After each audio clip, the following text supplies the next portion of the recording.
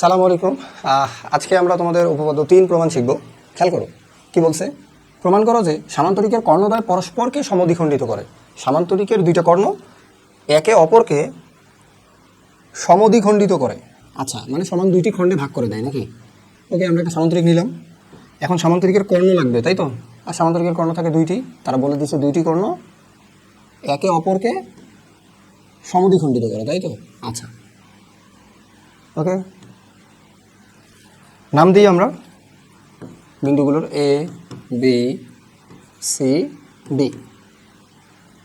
তো সামান্তরিকের কর্ণদ্বয় পরস্পর একটা বিন্দু নাম দিলাম যে ও বিন্দুতে ছেদ করে। তাহলে এই ও বিন্দুতে বি থেকে ও, ও থেকে ডি সমান, এটা প্রমাণ করতে হবে।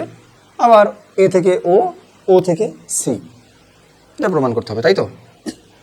ঠিক আছে, তাহলে তারা কি বলতেছে? এটা একটা সামান্তরিক। প্রথমে বলতেছে সামান্তরিক, এবং সামান্তরিকের বৈশিষ্ট্যগুলো তাহলে আমরা ব্যবহার করতে পারবো।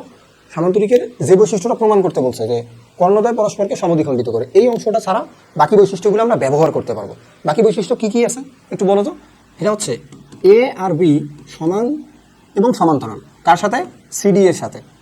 আবার বিসি কার সাথে সমান ও সমান্তরাল? সেটা হচ্ছে এডি এর সাথে, অথবা ডিএ, যাই বলো, কোনো সমস্যা নেই। সমানও হবে এবং সমান্তরালও হবে, এটা তো ঠিক। আচ্ছা, এই যে সমান আবার সমান্তরাল, ঠিক আছে, ওকে। তাহলে আমি এইটাকে আরেকটু তোমাদের আবার লিখে দিচ্ছি, কারণ হচ্ছে তোমরা যেন বলতে পারো যে না আমি সমান আগেই বলে নিয়েছিলাম, সেটা পরে অ্যাপ্লাই করতে পারবো। এইটা হচ্ছে আমাদের সামান্তরিকের বৈশিষ্ট্য, যা ব্যবহার করার অনুমতি আছে এখন পর্যন্ত। আর কি প্রমাণ করতে হবে সেটা তো আমরা বললাম। তাহলে একটু লিখে ফেলি আমাদের বিশেষ নির্বাচন। মনে করি ABCD একটি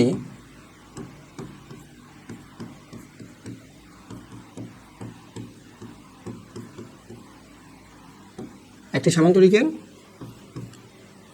দুটি কর্ণ পরস্পরকে সমদ্বিখণ্ডিত করছে না? তাহলে বলতে হবে কর্ণ দুটির নাম। এসি ও বিডি দুটি কর্ণ, অথবা কর্ণদ্বয় পরস্পরকে, হ্যাঁ এরকম করে বলা যায়, এটা বেশি সুন্দর হয়, তাই তো? আচ্ছা, কর্ণদ্বয় পরস্পরকে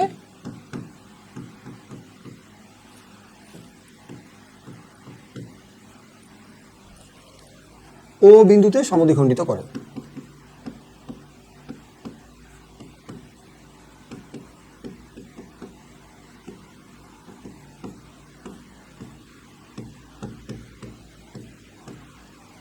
তাই না? আচ্ছা, এখন প্রমাণ করতে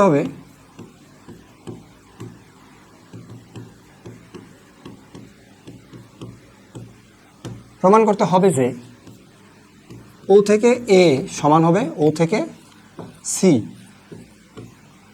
এবং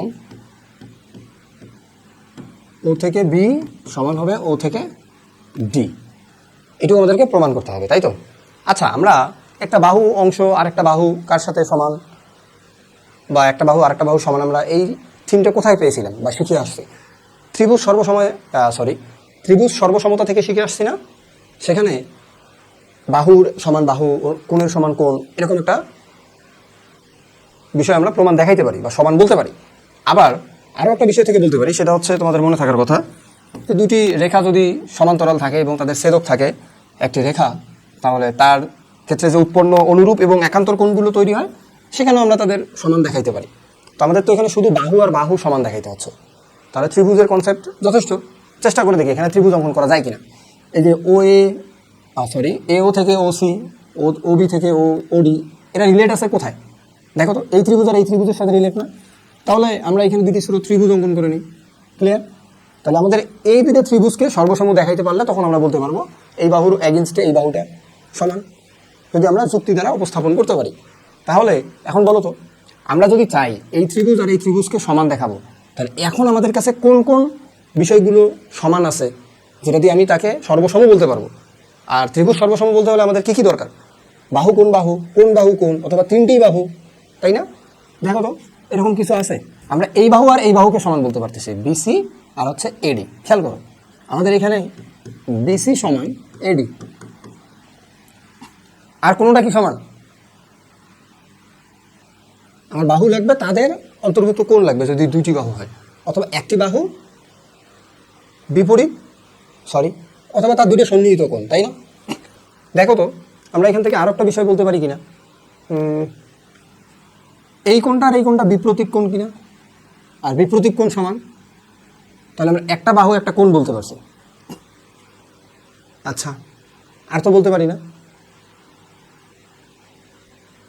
ঠিক আছে, তাহলে আমরা এই বিষয়টা হোল্ড রাখলাম। কারণ এই বাহুর সাথে কোণ দরকার আছে, কোণ বাহু কোণ অথবা বাহু কোণ বাহু এরকম লাগবে, তাই না? আচ্ছা দেখো তো আমরা কি কোনোভাবে এই কোণটাকে আর এই কোণটাকে সমান বলতে পারি, অথবা এই কোণের সাথে এই কোণ, না এই কোণের সাথে এই কোণ বলতে পারি না, কিন্তু এই কোণের সাথে আমরা এই কোণকে বলতে পারি। কিভাবে বলতে পারি তোমরা একটু খেয়াল করে দেখো।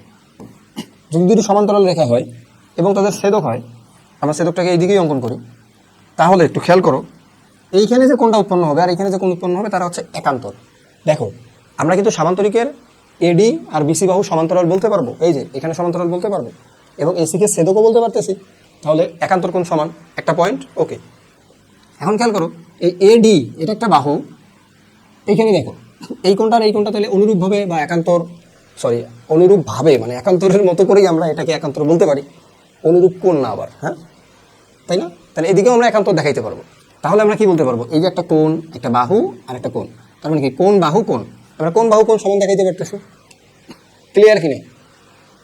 তার মানে আমরা এই চিহ্ন অ্যাপ্লাই করলে এই ত্রিভুজ দুটো সর্বসম হবে, তখন আমরা বাহুর রেসপেক্টে যে বাহু আসবে তাকে সমান বলতে পারবো, তাই না? দেখি একটু অ্যাপ্লাই করে। ওকে শুরু। এখন বলো আমাদের এখানে কি অঙ্কনের কোনো কিছু প্রয়োজন আছে? না, আমাদের এখানে আলাদা করে অঙ্কন করার কোনো কিছুর প্রয়োজন নাই। এই অংশটা তাহলে আমি একটু মুছে দিচ্ছি, কারণ আমাদের এই অংশটার এখন আর প্রয়োজন নাই। তোমরা বুঝে ফেলছো, তোমরা বুঝতে পারছো আশা করি। আর অঙ্কনের কনসেপ্ট আমাদের এখন প্রয়োজন আছে কি না, আলাদা করে আর অঙ্কন করার প্রয়োজন নাই। ধাপ 1 প্রমাণের প্রথমেই কি বলবো আমরা, একান্তর কোণগুলো সমান দেখাইতে হবে। তাহলে আমাদেরকে নিয়ে আসতে হচ্ছে এডি সমান্তরাল বিসি। এডি আর বিসি যদি সমান্তরাল হয় এবং আমরা যদি বলি যে এ সি তাদের ছেদক,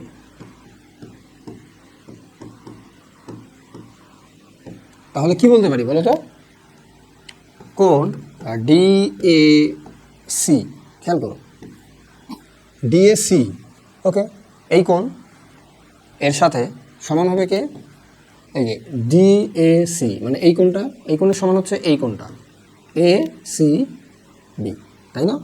আচ্ছা এ সি বি। দেখো আমরা কিন্তু আরও একটা বিষয় জানি, সেটা হচ্ছে এই ডি এ সিকে আমরা ডি এ ও পর্যন্ত এসে থেমে যেতে পারি, কারণ আমাদেরকে কোণ লেখার শর্ত হচ্ছে মাঝখানে এই কৌণিক বিন্দুটা থাকতে হবে, আর এই দিক থেকে যে কোনো একটা বিন্দু থেকে আসলে এদিকে অনেকগুলো বিন্দু থাকতে পারে, তুমি যে কোনো একটা বিন্দুকে তোমার প্রয়োজনে তুমি নিতে পারো, ঠিক আছে? কোণ লেখার উপস্থাপন করো, এটা একটা ওয়ে বা পথ, ঠিক আছে, বা উপায় বলতে পারো। তাহলে আমি এখানে এই সিকে ব্যবহার না করে তারপর একে ব্যবহার না করে এখানে আমি একটু ওকে ব্যবহার করতে চাচ্ছি, কারণ আমরা পরবর্তী যে ধাপে ত্রিভুজ নিয়ে কথা বলবো সেখানে ও থেকে আমরা শুরু করবো, এই কারণে। বুঝতে পারছি কিনা?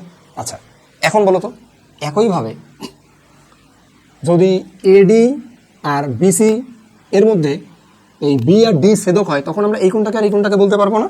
হ্যাঁ, এই কোণটা আর এই কোণটা বলতে পারবো। খেয়াল করো এইটুক বলতে পারছি। ওকে, আমরা তাহলে আবার লিখি ধাপ 2। কি লিখবো? এডি সমান্তরাল বিসি এসি তাদের, আচ্ছা এই পেজে না পরের পেজে লিখি, ঠিক আছে? আচ্ছা পেজ নো, না হলে ঝামেলা করে। ওকে, আচ্ছা 2 নম্বর ধাপে আমরা কি বলতে চাচ্ছি, যে এডি সমান্তরাল বিসি এবং কে, এবার বিডি তাদের ছেদক।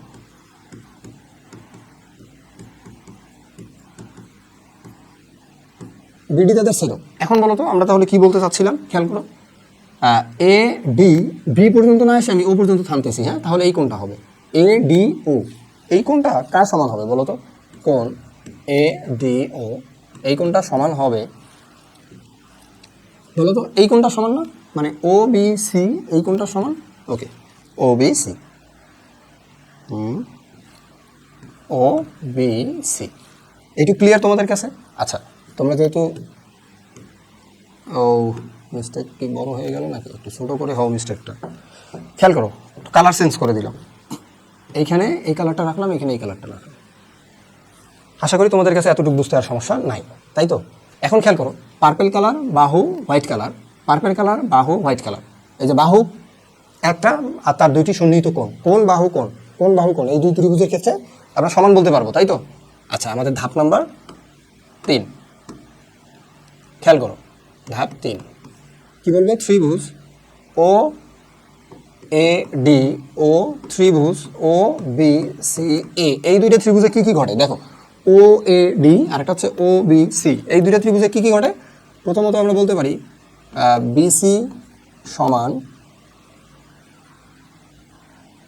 আচ্ছা আমি আগে তোমাদেরকে একটা কোণ বলি সমান। খেয়াল করো, আমরা 1 নম্বর ধাপে কি বলছি? ডিএও, মানে এই কোণটা আছে হোয়াইট কালার, ডিএও হোয়াইট, আর হচ্ছে ও সি বি। ডিএও সমান কোণ ও সি বি। এরপরে আমরা বলতে পারি, খেয়াল করো তো, এই বাহু আর এই বাহু সমান না? এডি সমান বিসি বলতে পারি, এডি সমান বিসি। এরপরে আমরা 2 নম্বর ধাপে কাকে বলছিলাম? 2 নম্বর ধাপে আমরা এদেরকে বলছিলাম যে এরা সমান, কপি করে এনে জাস্ট বসাই দিলাম। তাহলে বলো তো, এই যে দুইটা ত্রিভুজের, খেয়াল করো, এই দুইটা ত্রিভুজের একটা কোণ তার সংলগ্ন বাহু, আবার ওই বাহুতেই আর একটা কোণ, মানে একটা বাহু তার দুটি সন্নিহিত কোণ। আবার এই ত্রিভুজের একটি বাহু, তাতে সন্নিহিত দুটি কোণ, পরস্পর যদি সমান হয় তাহলে অবশ্যই এই ত্রিভুজ আর এই ত্রিভুজ কি হবে? সর্বসম হবে। ক্লিয়ার? সুতরাং ত্রিভুজ ও এ ডি সর্বসম ত্রিভুজ ও বি সি। যদি দুটি ত্রিভুজ সর্বসম হয় তাহলে আমরা কাকে কাকে সমান বলতে পারি? খেয়াল করো, আমি যদি এই বড় বাহুর সাথে পার্পেল কালারের কোণকে রিলেট করি, তাহলে আমাকে বড় বাহুর সাথে পার্পেল কালারের কোণ একে রিলেট করতে হবে, তাই না? আর এই পার্পেলের সাথে সংলগ্ন যে ছোট বাহুটা, এইটাকে ক্রস দিই, এই যে ছোটোটা, তাহলে অবশ্যই এই পার্পেলের সাথে ছোটোটা তাকে ক্রস দিতে হবে, অর্থাৎ এই ক্রস আর ক্রস সমান। আমি মন চাইলেও এটাকে এটাকে সমান বললাম, বিষয়টা কিন্তু এরকম না। এই কোণের দুইটি সন্নিহিত বাহু, একটা বড় আর একটা ছোট, তাহলে অবশ্যই এই কোণটা যে সমান, এই পার্পেলের সাথে পার্পেল, তার বড়টার সাথে ছোটোটা যে এই ছোট আর ছোট সমান হবে। বুঝতে পারছো? ওকে, তাহলে এখন তুমি বলবো না যে ওবি সমান ওডি, ওডি সমান ওবি, এই ত্রিভুজের ওডি, এই ত্রিভুজের ওবি। এটাকে কি উল্টো দিকে লিখলেও কোনো সমস্যা আছে? আসলে এরকম কোনো ডিফাইন করে না যে সোজাই একে লিখতে হবে, সোজাই একে লিখতে হবে, এরকম কোনো ম্যান্ডেটরি বিষয় না, তুমি লিখতে পারো। ওকে, আচ্ছা আবার দেখো, এই ক্ষেত্রে ও এ সমান ও সি। আচ্ছা, ও এ সমান ও সি, তা তোমার এটাকে প্রমাণ করতে বলছে, তারা বলছে যে ও এ সমান ও সি, ও বি সমান ওডি, ও বি সমান ওডি, ও এ সমান ও সি প্রমাণ করতে হবে। এই যে প্রমাণিত। আচ্ছা, আমি আশা করি তোমাদের সব থেকে সহজভাবে তোমরা বুঝতে পারছো, তোমাদের বুঝতে সমস্যা হয় নাই।